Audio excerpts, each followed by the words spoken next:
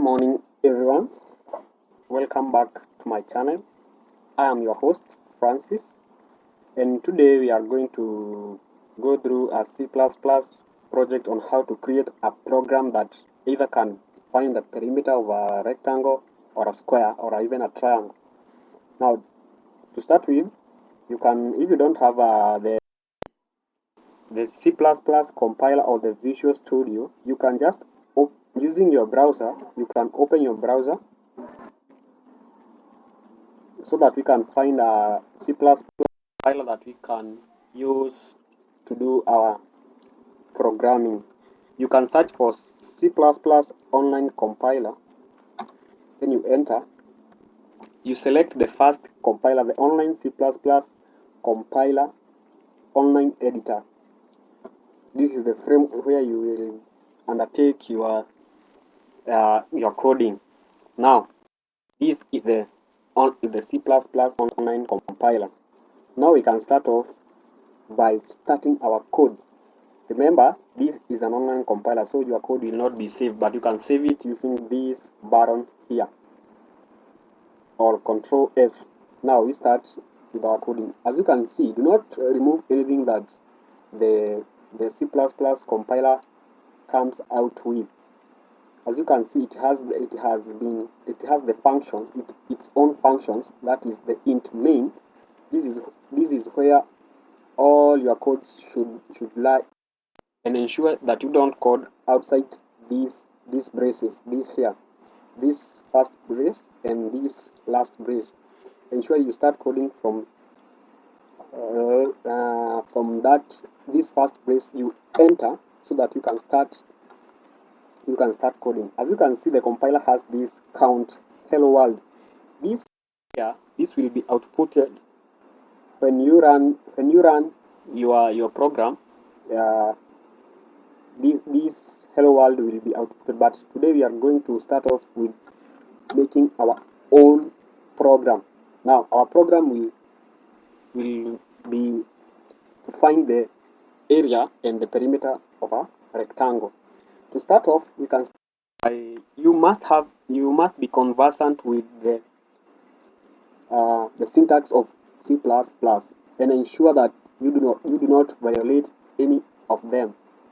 Now, I can take you through the variables that are used in C++. We have the int, that is for the whole numbers. That is int, the whole numbers. We have another one called a float, that's for a decimal numbers, and we have others like double. We have a tuple, and we have even a dictionary. These are some of the variables. The variables in C++ or any other programming language like Python are many, but today we are going to use a few of them, like int for a whole number, or a float for a decimal number. Now, let's delete this one. We are not going to use this. We start off by initializing our variables. Those the int, the float, and the doubles, all those are called the data types. In all programming language, we have those data types.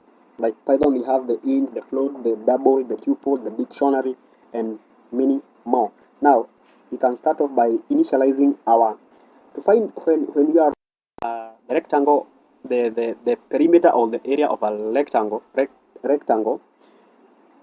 We first of all, from your primary school or your kindergarten, you have learned about a rectangle have the length and the width. So when you're finding the perimeter of a rectangle is found is the perimeter of a rectangle is length plus width plus width, since a rectangle has 2 lengths and 2 widths. Now, first we initialize our variables, that is the length. We can start off from here. We initialize the float. The length can be either a float or an integer, according to what you want it. Now, but we can start it with a float. Float length. We can give it a number like float length is 20.0. Do not forget to write the 20.0, since when you do that, you will be violating the rules of C++ compiler, since float a decimal, a number with a decimal. If it's not a decimal, you should write it as an int. Now, after writing the float length is equals to 20.0, you ensure that you close with a semicolon. Then you enter, you initialize then we initialize the width of the rectangle. We can that's like 40.9. That's a float. Remember, a float carries a number with a decimal point. Now we can enter. Now here we start by the process of finding the perimeter. Now, while finding the perimeter of a rectangle, remember the perimeter is equals to the length times width times height. Now, to find the perimeter, you still have another thing that we need to initialize. That is the perimeter. We initialize the perimeter. Float perimeter is equal. Now here we go to our primary school or our kindergarten knowledge. I know you know that the perimeter, how the perimeter is found, but here we have to initialize everything, like the float is equal to that. Now, when finding the perimeter, you do like this. You put this bracket, float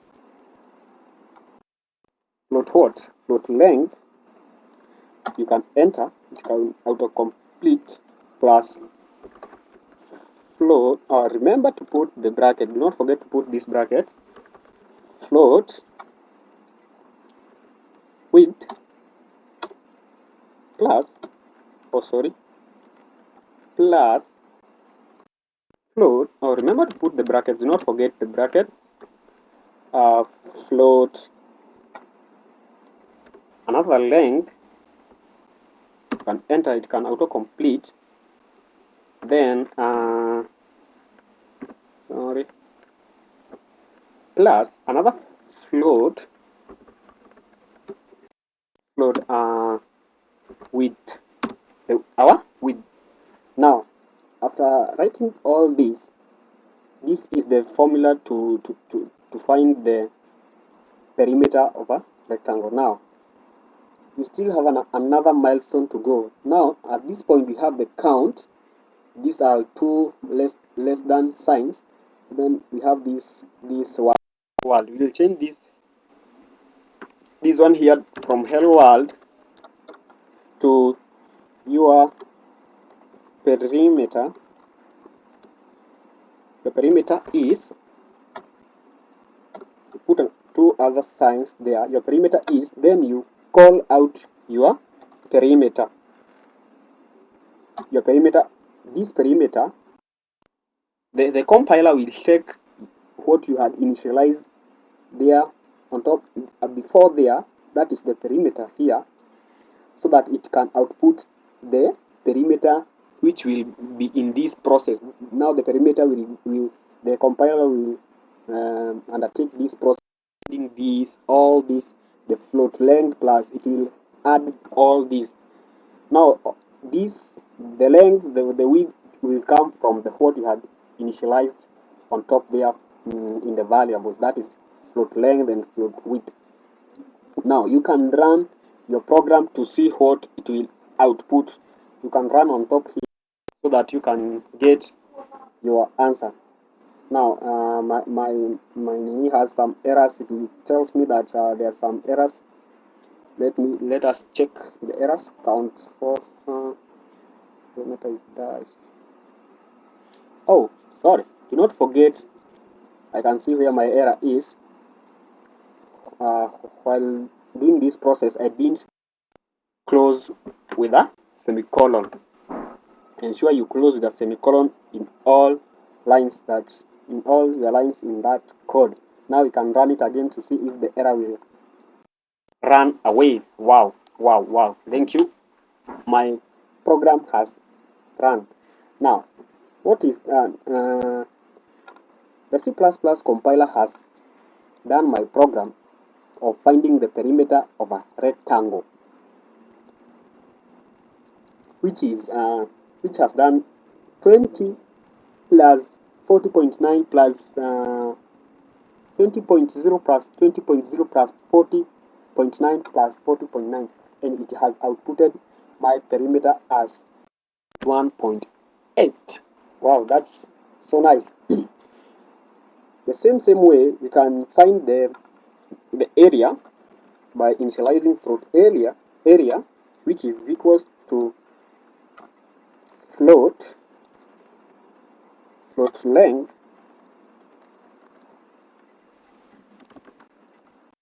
you can enter to prevent errors. And another now remember the area is found that the area of a rectangle is length times width. Now it's length times float width.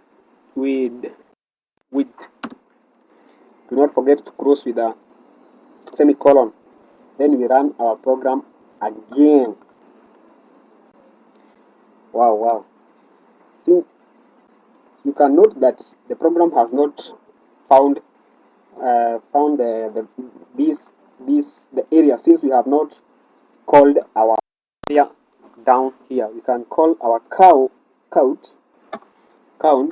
You put two less than signs, then in double quotes your perimeter, no, not our perimeter, but our area is,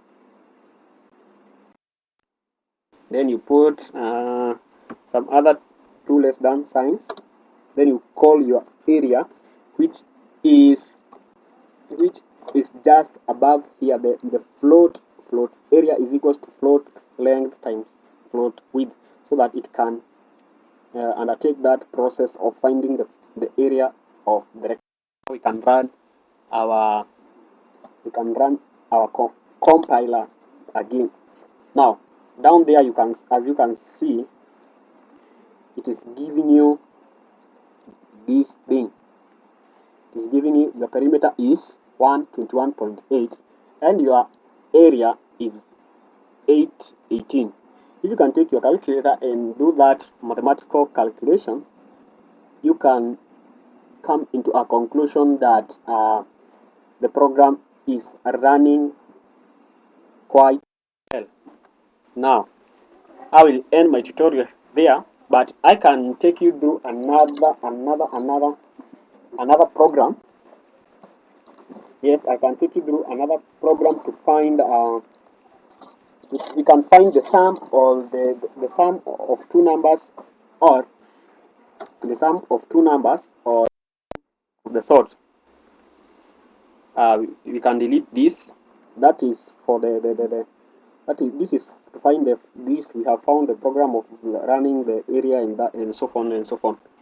Now we can delete that and start up with another program. We can do a program of finding the sum of the sum of two numbers, or even three. First, remember you have to initialize. This time I will not use the float. I will use the integer, the int, to initialize the integer.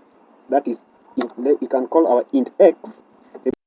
Your variables should not take a capital letter. All your variables should be in small letters. Int x is equals to, let's initialize it to let's use 20. Remember to close with that semicolon. Can int y is equals to 30. Remember the int is for whole numbers. You can enter now. We can start finding the sum of these two numbers, the sum of x and the sum of y. To start off, we start with int. Let's call it int sum is equals to bracket int x plus int. Remember to put that int into bracket int y.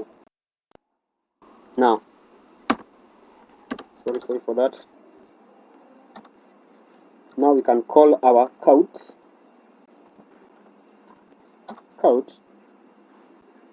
not that count, sorry.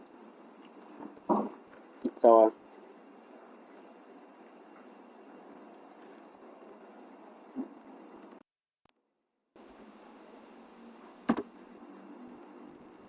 let's bring some errors here. Just type it count two less than signs. Then you can put double quotes. Your sum is, then you can some other two signs there. You can call your sum. Remember to close here and also close here. Let's see if our program will run to find the sum.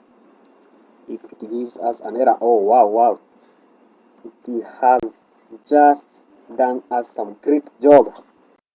As you can see now, it's giving you your sum is 50, and from your knowledge, 20 plus 30 is equals to 50. You can find the sum. That's the sum. You can now find the what. You can subtract these two numbers. The subtraction, you can initialize the sub is equals to int x let's start with int y minus into bracket int x, and then do not forget to end with your semicolon. Then you enter down here. We can no, let's not do that. You can enter here. You can count two less than signs into bracket not your subtraction,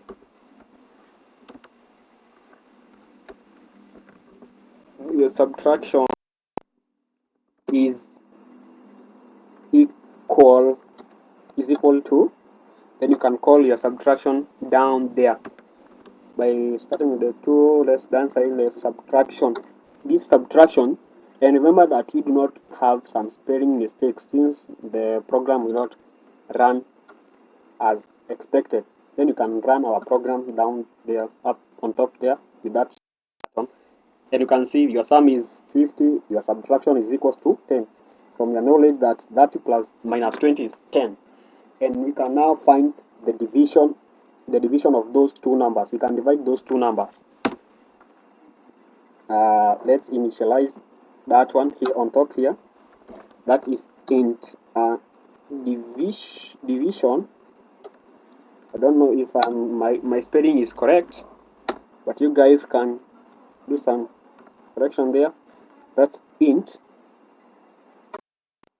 division is int. We can say int y. Int y. Then you use this sign. Divide by what? Int x, and then you end with a semicolon. Then we can now output our division count two less than signs. Remember to put the two semicolons, your division is equals to, then two braces again, you call your division, then you can close with a semicolon, then you run again on using your compiler so that it can output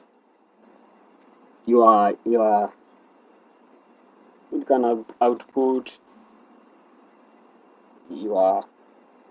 your program. Now I don't know if it has done the division correctly, but I guess this is the correct procedure that we have used. You can space there for neatness purposes. It is saying here that your division is equals to 1.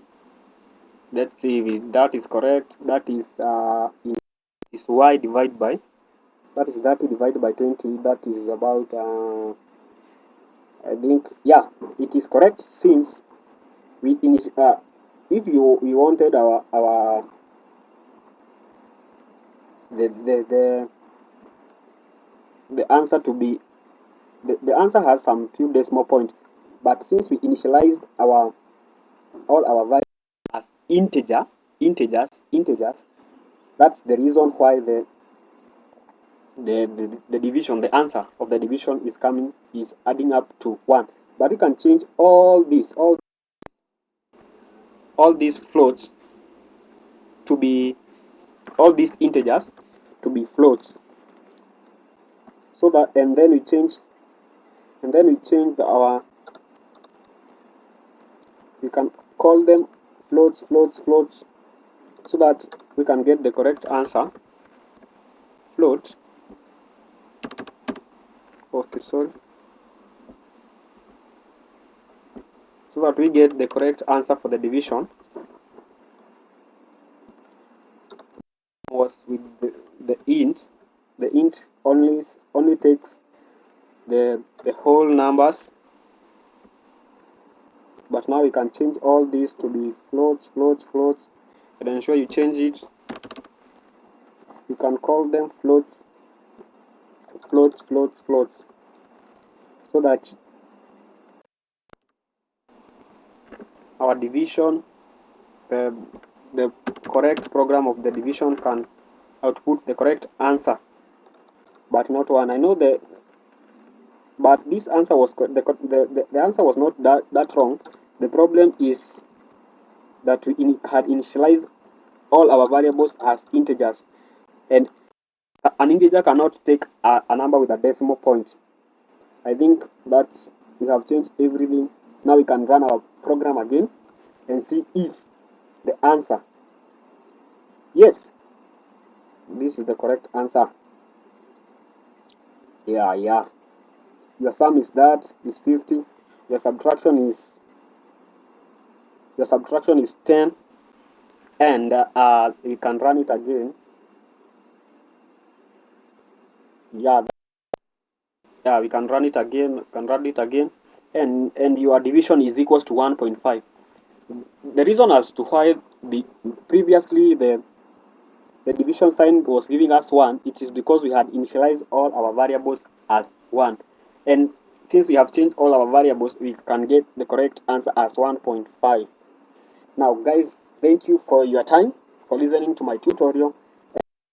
Make sure that you subscribe, drop your comments in the comment section, and ensure that you subscribe to my channel, like my videos for the next tutorials. The next tutorial I'll be teaching you on the variables, other variables, and some rules of the variables that you should not violate in any of the programming languages like C++, Python, and so on. Such kind of mistake, you should not make some mistakes in that. You can save your document, you can save using this button, and save wherever you save. Ensure that you subscribe to my channel, and goodbye till next time.